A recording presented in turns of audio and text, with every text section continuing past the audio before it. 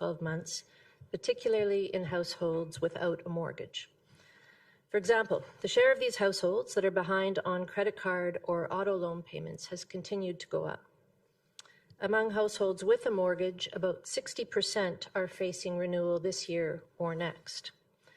Most of those renewing will see their payments rise because they took out their mortgage during the pandemic when rates were at historic lows. But the average increase in payment will be smaller than we expected a year ago. Still, if a large shock causes job losses, it'll be harder for some households to keep up with their debt payments. A prolonged trade war may be that shock. It would cause demand for Canadian exports to fall. It would disrupt supply chains, threatening jobs and incomes. Workers in trade-dependent industries could find it particularly difficult to continue managing their debt.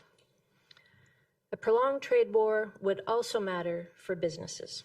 Most Canadian businesses have managed to adjust to past interest rate increases, and the surge in small business insolvencies last year proved to be temporary. But businesses in trade-related sectors, especially those with high debt, low profitability or cash reserves, could also fall behind on debt payments. But if credit losses occur on a large enough scale, banks could cut back on lending in response. Struggling households and businesses would then have less access to credit to get through tough times. This cycle could exacerbate the economic downturn.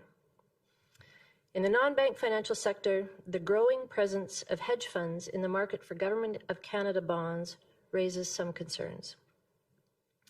Government bond markets are the foundation of the financial system, and they need to function smoothly for all other markets to work well.